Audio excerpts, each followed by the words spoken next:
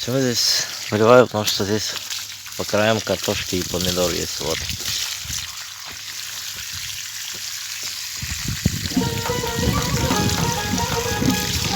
Я в одном видео видел, что в одном ведерке хоть сажали по краям помидору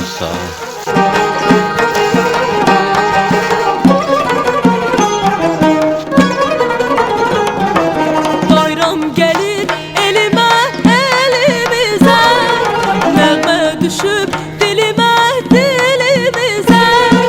Bayram gelir elime elimize, nəğmə düşüb dilimə dilimizə. Könül gülür elim gülür, gülür gözəl diyarım, çalır tarım çalır sazım, gülür eller gülür. Könül gülür elim gülür, gülür gözəl diyarım, çalır tarım çalır sazım, gülür eller gülür. Her yan gül çiçek gül çiçek, elvan gül çiçek gül çiçek. Her yan gül çiçek gül çiçek, elvan gül çiçek gül çiçek. Könül gülür elim gülür, gülür gözəl diyarım, çalır tarım çalır sazım, gülür eller gülür. Könül gülür elim gülür, gülür gözəl diyarım, çalır tarım çalır sazım, gülür eller gülür, gülür eller gülür.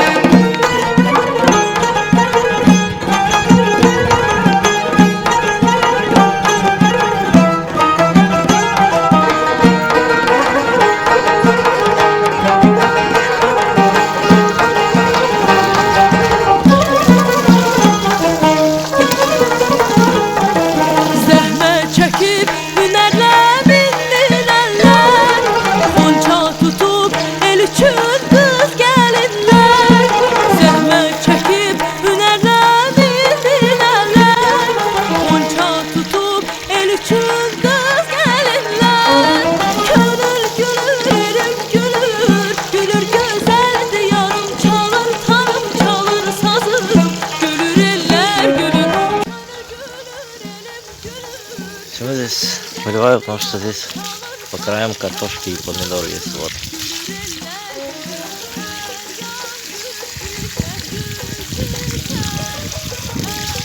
Я в одном видео видел, что в одном ведерке хоть сажали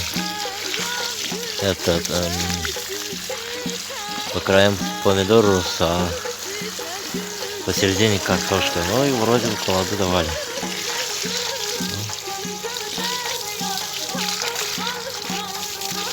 Вот эту картошку здесь насажал, ну все.